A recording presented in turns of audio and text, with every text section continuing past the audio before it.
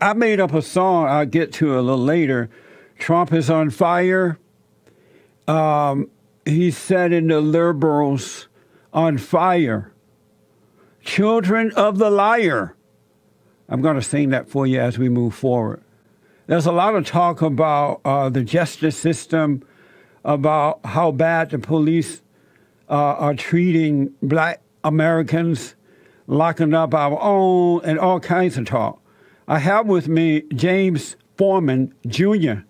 He is a professor at Yale Law School, co-founder of the Maya Angelou Public Charter School in D.C. for dropouts and juvenile prisoners. And he's the author of a brand new book, Locking Up Our Own, Crime and Punishment in Black America. James, welcome to the show. Thank you. Thank you for having me. Yeah, I appreciate you coming on. Very interesting book, by the way. Why do you call it Locking Up Our Own? Well, you know, I became a public defender in the 1990s, and that was my first job out of law school. My parents had met in the civil rights movement in the 60s. My dad was the executive secretary of SNCC, the Student Nonviolent Coordinating Committee, and my mom was a member of that organization. And I feel like their generation changed America in ways that we're still coming to terms with.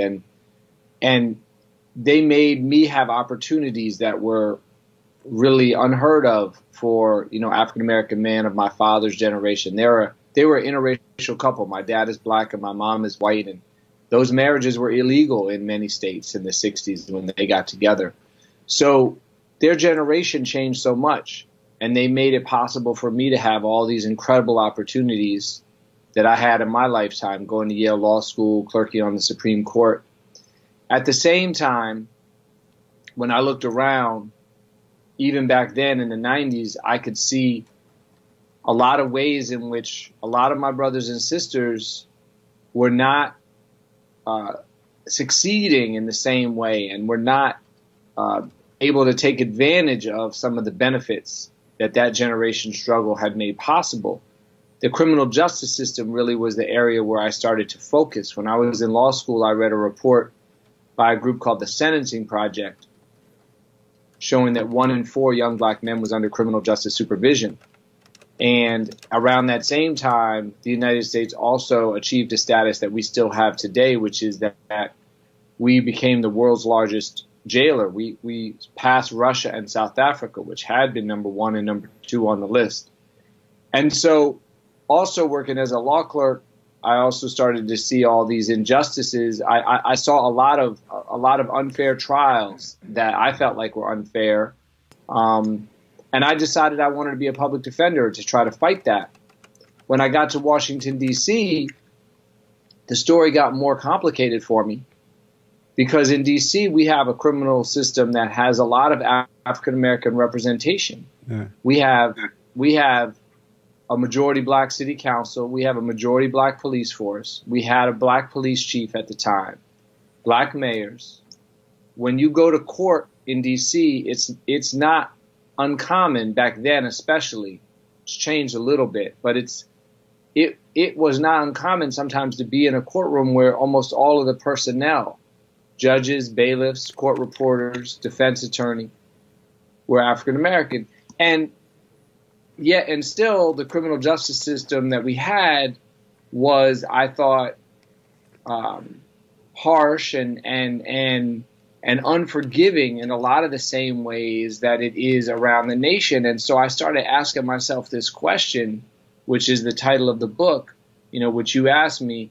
You know, the question I said is, how did it come to be that we came to lock up so many of our own? In other words, how did it come to be that so many in the African-American community came to agree with the idea that the way we needed to solve crime and issues was through more police and more prosecution and more prisons? So that's why I called it. That's why I called it Locking Up Our Own, because I wanted to highlight the ways in which many of my own community have come to endorse some of these tactics and practices. Your father was a coordinator, a student nonviolent coordinator on that committee there, right? When he was, right. But he ended up becoming a Black Panther because they tried. I read that they tried to join forces with the Black Panther Party, and your father, as a result of trying to join forces with evil, your father ended up becoming a partner with the Black Panthers, and he ended up becoming an atheist. Why did that happen? Oh, well, you'd have to ask my dad that. You'd have to get him on the show and ask him, why he decided to, how his beliefs. I mean, he's passed, so you can't have him, but he would have to be the one to tell you about his beliefs in God or lack of beliefs in God and so why. You never asked him about that? I mean, it's kind of interesting. You never asked him about it? Well, no, we did. We talked about it. I mean, he basically said that, how did he put it? How did he used to put it?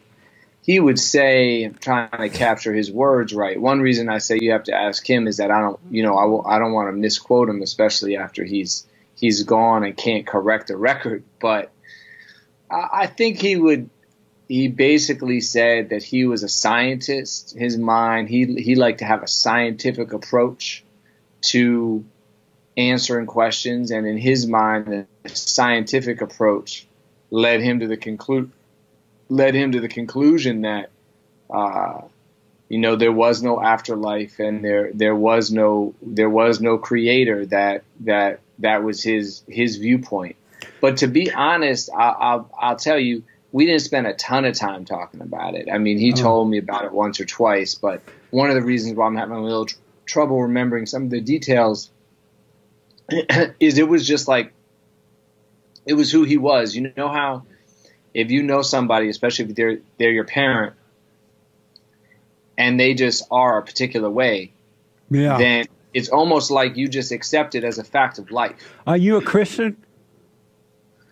No, I'm not. I mean, I'm not really, I guess I would say I'm not particularly any religion. I did grow up going to church, and I'm very attracted to. So the church that I'm most familiar with is the Christian church. That is to say, when I was a kid in Atlanta, I would occasionally go to church. But more where I really got involved in going to church was in Los Angeles. When I moved to Los Angeles after law school, that was not long after all of the riots and violence and things in Los Angeles after the verdict acquitting those officers and Rodney King. And I started going to First AME Church in South Central Los Angeles with Reverend Cecil Murray. Big mistake. Say it again? A big mistake. Oh, well, I enjoyed that church very much. But Cecil Murray is an evil man. Well, I don't have any evidence to that effect. Let me ask, are you an atheist? I wouldn't say that either. I would say I'm somebody who still hasn't quite landed on. To me, an atheist is somebody who has a firm belief. They're sure that there is no God. That's what my dad, that's what I think of as an atheist. Somebody that's like feels like they've really figured it out. Whereas I feel like so let me ask, do you believe in God? Well, I guess. Well, let me ask you this. I was hoping that with the conversation would be more focused around the book. I'm going to get to that, but just answer that for me, because it's where your belief in God determines the reason you believe the things that you believe. Do you believe in God? Well, I guess I'm not really comfortable answering that question. Why not? Because I don't really think it's the intended topic of this interview. I thought we were going to talk about it. No, that's just your father was an atheist, and I know that he had somewhat of an influence on your life. And so I'm wondering, did you turn out to become an atheist as well? Do you believe in God? I already told you that I'm not an atheist. Right, but do you believe in God? Okay, well, you've asked that question a few times now, so I think we have a choice. We can either move on and talk about the book, or we should end the interview. So you don't want to answer that? I want to talk about the book. And so that means you don't want to answer that, right? Correct. Okay. Your mother is white. Your father was black. Your mother still living? Yes, she is. Your mother is white. Your father is black. Why do you call black people our own? Do you identify with the blacks and not the whites? Well, I guess I identify myself. You know, I was raised to think of myself as African American. I grew up in a majority black community in Atlanta. And one of the things about Atlanta is that, you know, we have a wide range of hues and of perspectives in the African American community. And so I've always thought of myself. Hold that thought. Let me take a quick break. We'll come back. Okay. More about the book and some phone calls. I'm speaking with James Forman Jr., a professor at Yale Law School, and his brand new book is Locking Up Our Own: Crime and Punishment in Black America. James, so your mother's white, your father's black, or was black. You identify with black. Do you identify with being white as well? I guess I do in some ways. I mean, I guess I think of myself as my dad is African American and my mom is white. You look you look white. I would never, if I saw you walking down the road, I would think of you as a white man. You don't look black at all. Yeah, that's interesting that you would say that. And I get different reactions from different people, you know, growing up. Yeah. Like as a kid, sometimes like kids in Atlanta, when I would move to a new school, they would look at me and they knew that I wasn't white, but it wasn't sure that I was black. Yeah. A lot of times the most common question that I would get as a kid, because, you know, kids are so open and honest, they would say, well, what are you? You know, I would walk into a new school, someone sit down at lunch, what are you? Yeah. So, but I don't take offense at that. I don't, you know, I understand that we have, you know, we have a certain like way of thinking about these racial types. And so, yeah, and it's funny too, sometimes I get read based on who I'm with. So in other words, like when I was a kid in Atlanta, a lot of my friends were black, my, you know, neighborhood's mostly black. That's who I hung out with. Those who my friends were. Right. And if I was within a group of other young black men, then people would assume that I was black. But then if I was in a group, like I went to college, mostly white college, a lot of my friends there were white. If I'm with a group of white people, a lot of times people assume that I'm white. So it's interesting too how we would conclude, you know, not just based on looking at the person, but like the context, you know what I mean, who they're with. So anyway. Let me ask you this, and then I want to get to this black crime, tough on crime. You were born out of wedlock, I read. Is that true? Well, I guess it depends on how you define it. The common law marriage system where my parents lived would have held them out to be husband and wife based on the fact that they lived together. They considered themselves a married couple. But were they married? Were they married? But they were never married in a church or in a city hall ceremony. Right. No, sir. So you were born out of wedlock. Not that I know of. Yeah. Not that I, you know, who knows what? I wasn't born, so but that's what they told me. Both blacks and whites got tough on crime in the 70s and 80s. The regular folks in the black community, even some of the so-called black leaders, Jesse Jackson and others, they were tough on crime in the 70s and 80s. Were they wrong for being tough on crime? Well, I'm glad you asked that question. I don't think they were wrong in the motivation. That is to say, I don't think they were wrong for being very angry about crime, and wanting to do something about it. I think that they were right about that. You know, if you look at the history, and this is one of the things that I talk a lot about in the book, there's a long history of underprotection and under-enforcement of the law in black communities, right? We have In the 1930s, 1940s, 1950s, you didn't call the police in a black neighborhood if there was a robbery or a burglary. You know, the police weren't going to come. And if they did, they were just going to make matters worse. And so now, imagine fast forward, we get to the 1970s. We've had the Voting Rights Act. Formal Jim Crow has been abolished. Black elected officials finally get into office. We get some black prosecutors, black police officers, finally with some amount of power. And citizens, as you said, are calling and demanding and saying we need to do something about crime.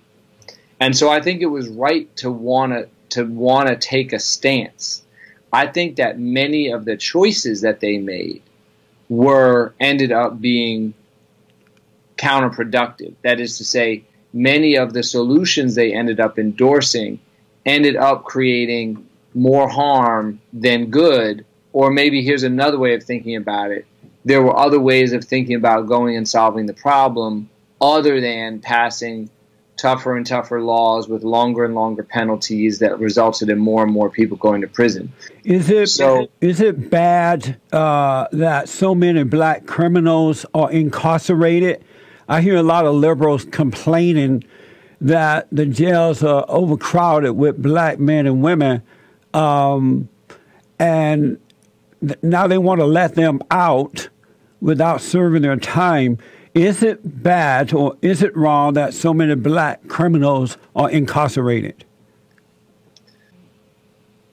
I think that there are many, so some people still need to be incarcerated because we don't, as a society right now, have another way to protect ourselves against them. So that's why I can't answer your question with a yes or no. It's just common sense. If they are criminals, they should be locked away. You don't agree with that? I mean, that's just plain old yes. They should be locked away if they're criminals. Do you agree with that? I can't agree with that, and let me tell you why. Because the category of what we call a criminal is very broad. It's anyone who commits a crime. Well, I know. That's not broad. All right. Well, possession of marijuana is a crime in lots of places. Right.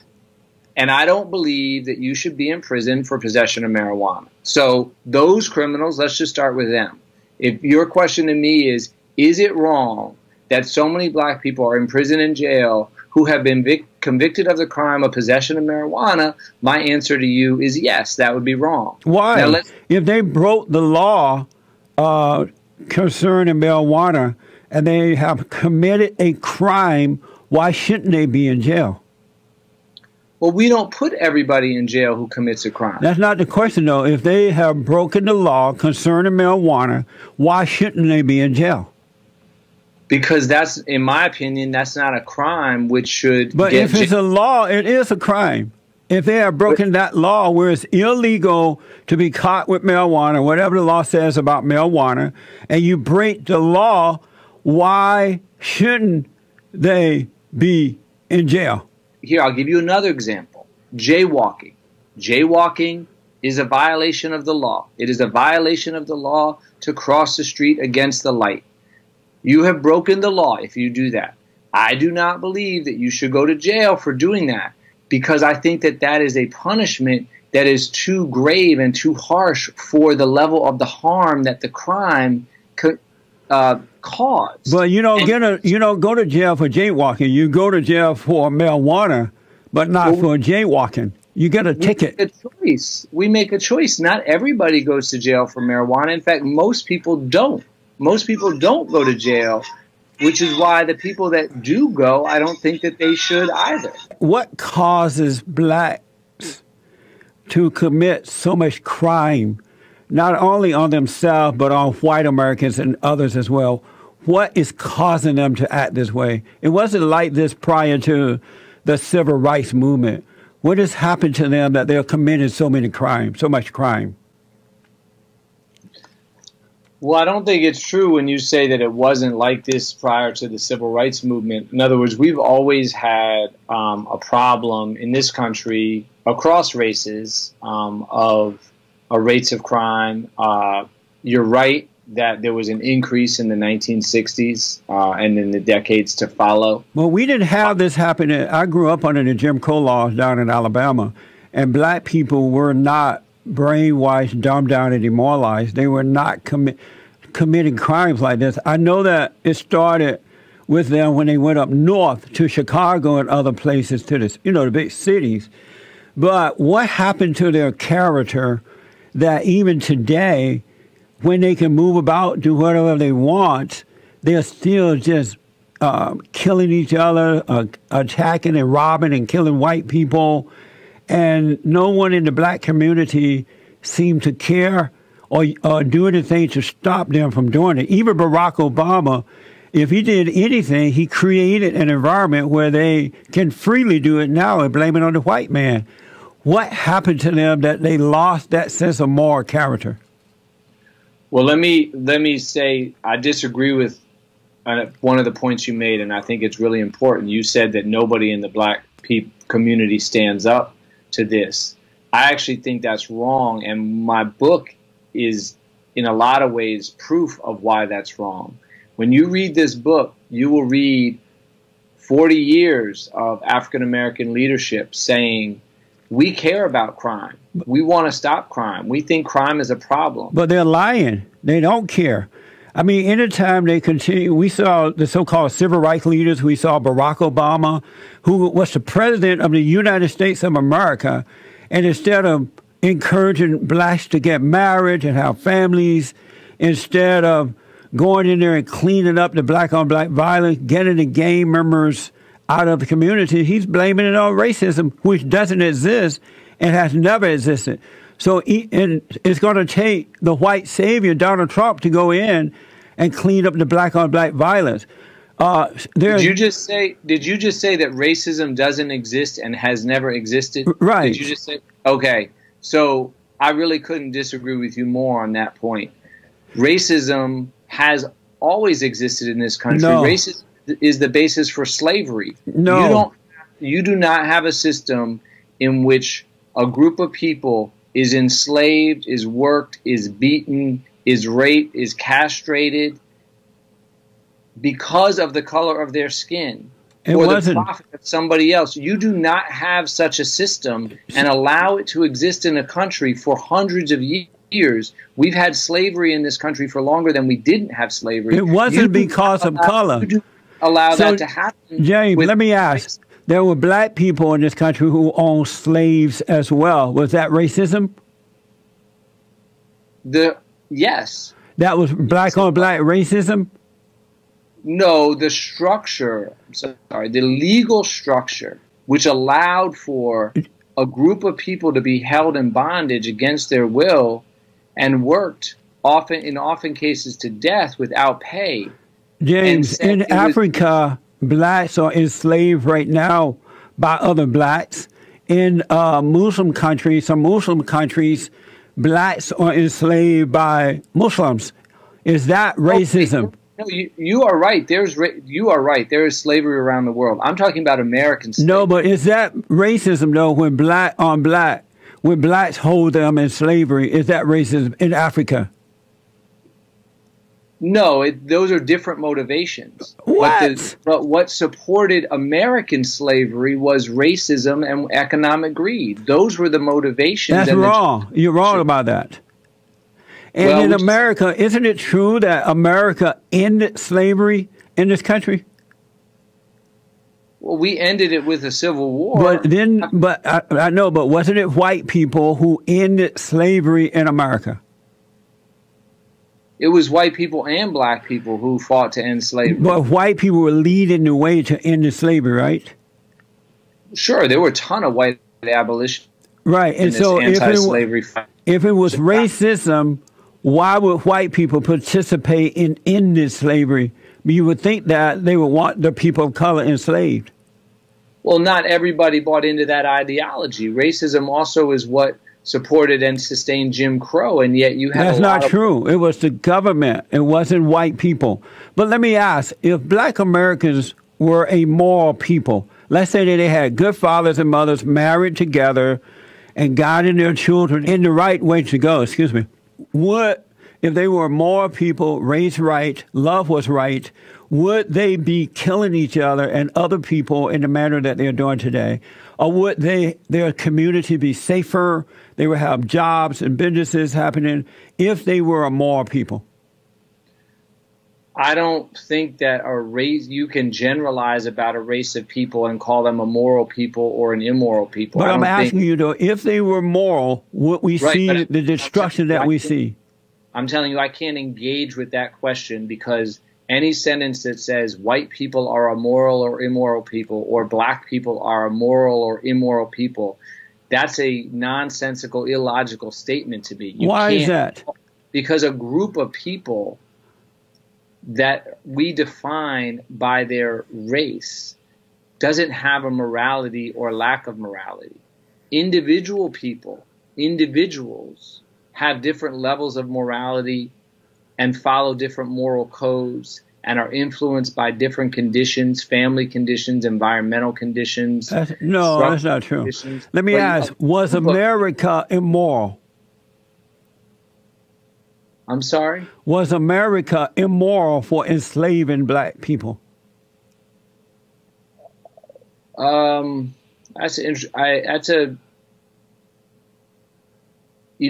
typically wouldn't call a nation moral or immoral, but it's certainly true that anybody, I guess I would put it like this, anybody who supported a legal structure in which people were held against their will. Give me a quick yes or no. Was America immoral for enslaving black people? I don't speak this isn't a cross-examination. I'm not giving you a yes or no. I'm trying to answer your question. Because you don't want to tell the truth. Thank you very much for this opportunity to interview. I've done my best to answer your questions. James Forman Jr., thank you for being with me. I appreciate it. He ran. He's mad. I'll take your calls when I come back, folks. Back in a moment. My guest, James Forman Jr., became angry at the answering question honestly and directly, and he ran, but I was about to let him go anyway, so he does not get the chicken song. He will not get the chicken song. And speaking of songs, I wrote a little short song about Donald Trump, and the words are Donald Trump is on fire. Donald